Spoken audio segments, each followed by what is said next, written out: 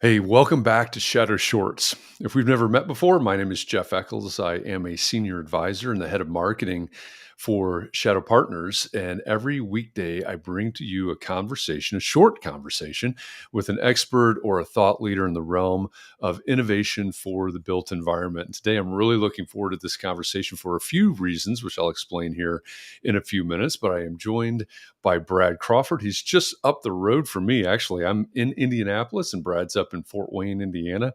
Get your atlas out, and you can understand that geography here, that Indiana geography. But Brad is the CEO of Ambassador Supply and also the CEO of Rival Holdings. We'll talk about that. One of the reasons I'm excited is because a couple of days ago I had KP Reddy, who's the CEO of Shadow Partners and Shadow Ventures. KP and I talked about VC, venture capital, versus corporate VC or CVC. And today, this is sort of a great follow up to that conversation. So, Brad, thanks for joining me today. I'm glad that you're here, and I'm really looking forward to this conversation. Appreciate the invite, Jeff. Thank you. Looking forward to it as well. Yeah, absolutely. And so we're not far apart. I should have just driven up a couple of hours and we could have just done this live from your office. That would have been the thing to do. But it's and so I've got some knowledge, right? Uh-huh. We shadow work together with Ambassador, et cetera. So, um, but the opportunity to follow up that conversation with KP the other day and focus on basically the CVC side, the corporate VC side. So, Yeah. um, you took over as a CEO of Ambassador Supply a few years ago, several years ago, Yeah. and part of what you've been doing is looking at innovation, looking at investment, and so you're fully now on the looking at least on the CVC side. Yeah. Tell me why, as you look at a company like Ambassador, and you're going to have to give a little bit of background, I guess, in order to really Sure. understand this. But tell me why, when you take a family-owned company and you look at diversification and you start looking at innovation, why do you start to do that, and where does the venture side come into the equation? Yeah, it's a great question and one I don't know that I can succinctly answer. That's Um, fine. but Ambassador Supply, which was part of a larger organization, it's really a family office private equity firm, Ambassador Enterprises. We have the owner has the desire for us to be a 100-year legacy based company. So when you try to step back and look at what's going to happen in 1 year, let alone 10 years or 100 years, that looks and the forces that act upon you look totally different. So trying to set a strategy, even though your executable strategy might be for 3 years out, or your framework might be for 3 years out, 5 years out, trying to steward somebody's resources towards a long term 100-year run, which is what they desire, it forces you to think differently. And for us, what does this industry look like 15, 20 years from now, or 50 to 100 years from now? Change has to occur. And my background, I came from advanced manufacturing in the automotive and electronics industry. So I'm not an engineer. I have a business administration degree, but I kind of have that mindset of efficiency and continuous improvement. So the worlds kind of merged, bringing my past experience together with the construction and building industry, the built worlds. And when you see where it has evolved over the last 50, 60 years, it hasn't evolved as the rest of the world or industries have evolved. And there are many reasons why that has happened that way. And you have to be respectful of why it hasn't and what the context is. And then how do we apply the macro forces and the need for affordable housing and the need for additional housing or additional structures in general. Um, those are two forces that aren't necessarily moving in the same direction. So something has to change. And we know we're not going to change the world. Our desire is not to change the world, but our desire is to make sure that we have a company that can support its employees for the next 50 to 100 years and be agile enough to adopt these disruptive technologies or iterative disruptive technologies that are coming down the pipeline, and it is happening. So for us, I'm giving you a long-winded answer, but elevator speech. But for us, we tried to figure out what does the horizon look like and who can we partner with. And we looked at several funds to do so. And we felt we could hire an individual to go out and look and hunt, but it made more sense for us to hire or join or fund a VC partner that was like-minded. And we got it down to 3 or 4 funds, and we chose Shadow. And through that process and through that knowledge transfer, we have also looked at not only becoming a fund partner for the VC, but also what are we doing as a corporate VC alongside them to help impact some of these investments or do some things that maybe doesn't fit the VC mindset, but does fit the corporate VC mindset. And I think there is a difference. Yeah, and KP, I think when we talked, I think it was Monday of this week, but when we talked, he laid out how he saw the difference in the mindsets of the VC versus the CVC, and I think all of that makes sense. And what's really interesting to me about what you were just talking about was starting from the point of view of wanting to have a legacy, 100-year company, one that supports your employees for 50 to 100 years, et cetera. And I think oftentimes we get caught up in this idea of innovation and change and disruption and, this idea that everything is new, but you're actually saying, yeah, everything needs to be new. Everything needs to change in order for us to survive, in order for us to build this legacy. And I think for a lot of people, that's probably not something that was top of mind. Oh, I didn't think about that in terms of the longevity of our business versus how do I compete today, tomorrow, next week, next quarter, next year. Yeah, I think that, so a couple points there. I think you have to respect the history of, construction's millennia old, right? But how do you respect? There's a reason why it got to where it got to today.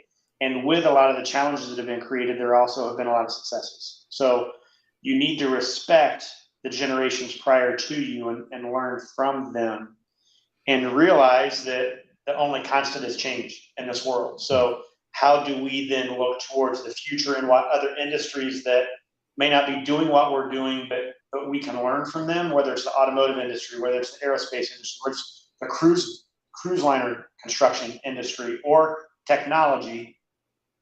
What does that look like? What can we glean from their successes, their failures to help us down our path? And try to balance that with the human aspect, the cultural aspect of what we're doing, which is our employees, our communities that our employees live and work in.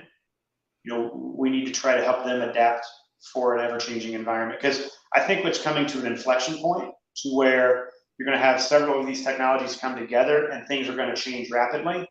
And it's going to appear to the outside world that it's overnight, but it's been 20, 30 years in the making to lead to this. So, from our perspective, we have to look at that horizon.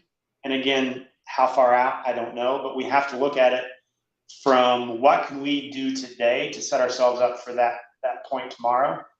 And as a corporate VC, we're going to look at, and we're going to narrow down our scope and take a look at multiple offerings to try to get us to the same point in time.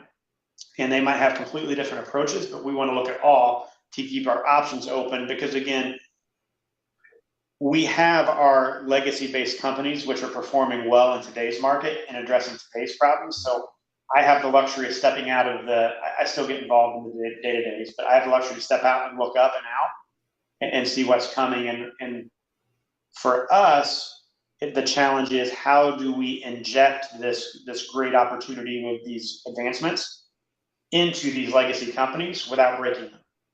And we're working through that today. Yeah.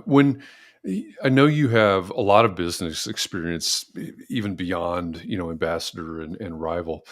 So when you think of where you are now and what you're doing now in the corporate VC realm, as a way to as a vehicle for building and Right. sustaining a legacy company. What do you see as the biggest difference between that attitude, that outlook, even the logistics of what you're doing versus another company across town that may have a similar product base, that may have a similar customer base, et cetera, but they aren't focusing on the CVC. They may be saying, "Hey, we want to build a legacy company as well," but they're going about it differently than you are. You're going about it differently than they are. What do you see? Based on all of your experience, what's the biggest difference between those two outlooks?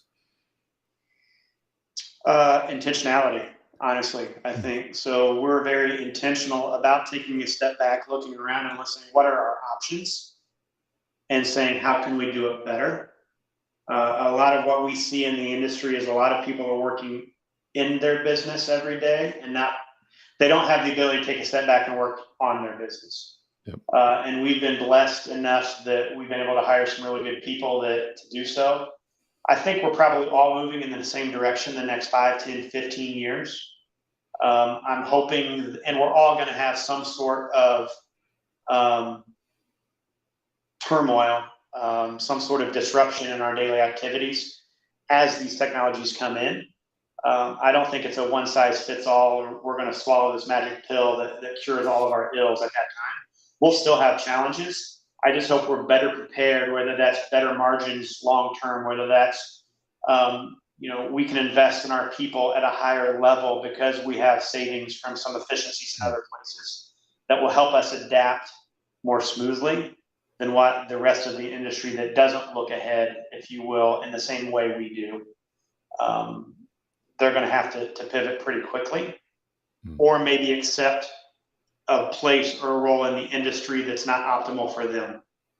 So maybe that looks like less upside growth. Maybe that looks like less geographic, whatever that looks like. Hopefully, we're better prepared and better suited to tackle those challenges than someone that's not. Not saying that are they right and we're wrong, or we're right and they're wrong. I don't know. I think it's just a different approach. So Sure.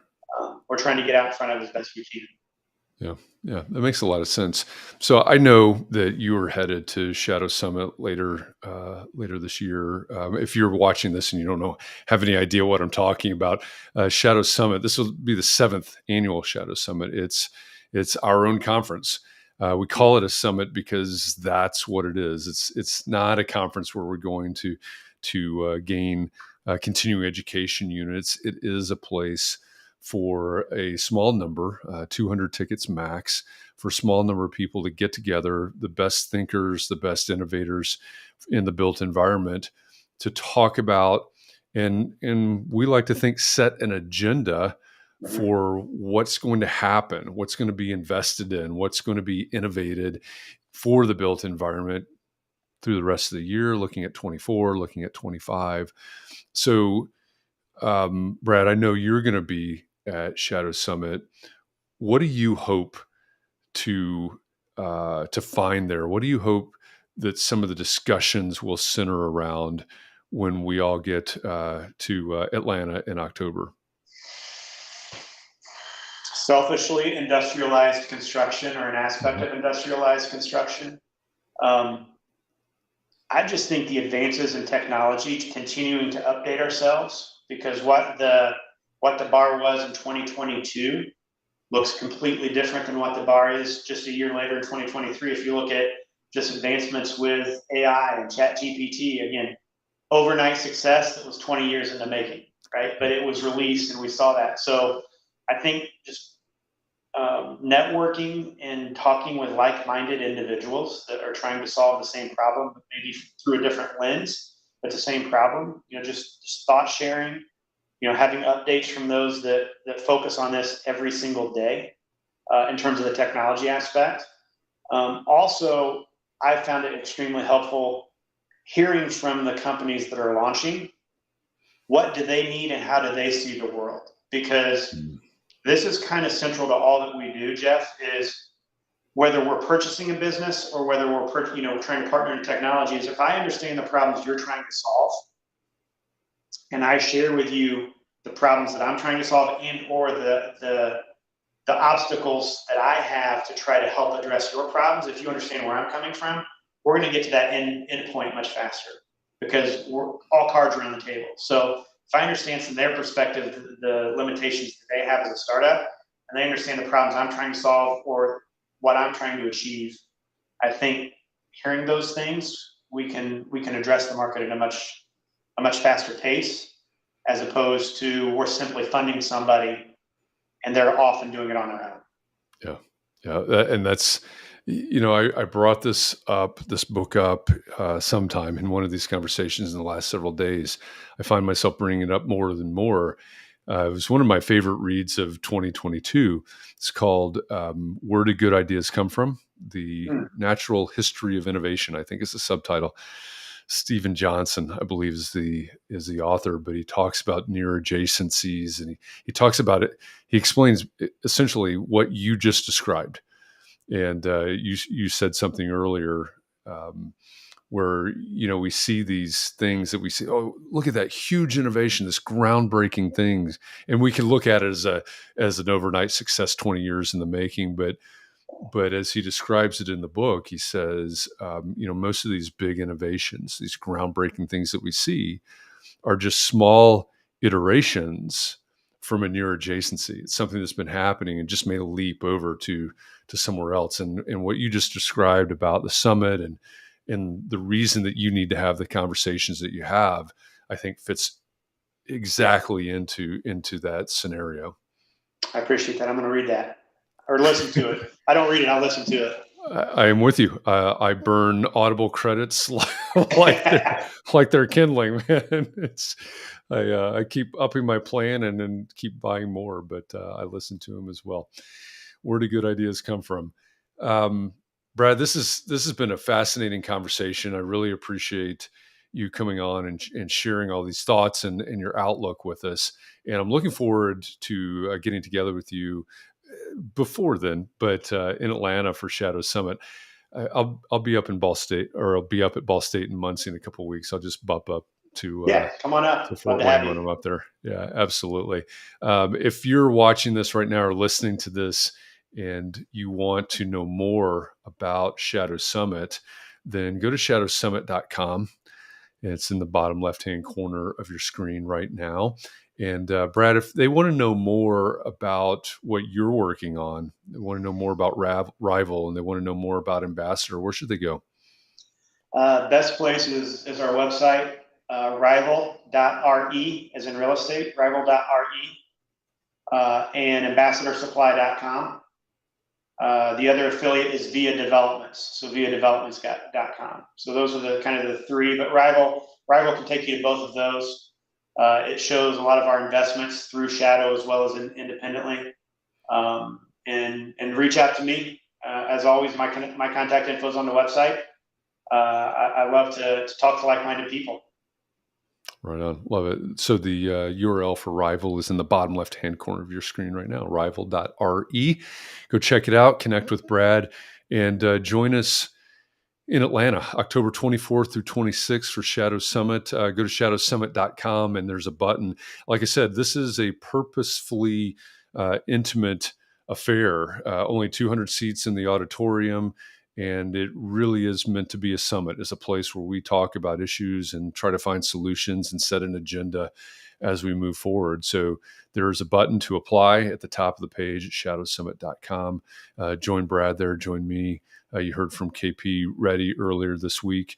We'll all be there, and we'll be having discussions just like this one that Brad and I have been having for the last almost 20 minutes now. We're getting to the into the realm of shadow medium instead of shadow short at this point. But we'll go deeper. We go deep into the weeds on conversations just like this. So join us. Go to shadowsummit.com for more info, and we'll see you down there in Atlanta. This is Brad Crawford, is the CEO of both Ambassador Supply and Rival Holdings. And Brad, thanks a lot for joining me. I appreciate it. It's been a fun conversation. Likewise. Thanks, Jeff. Appreciate it. Have a great day. Absolutely. Thanks. And for all of you out there, I'll be back again tomorrow with another Shadow Short. We'll see you then. Thanks, everybody.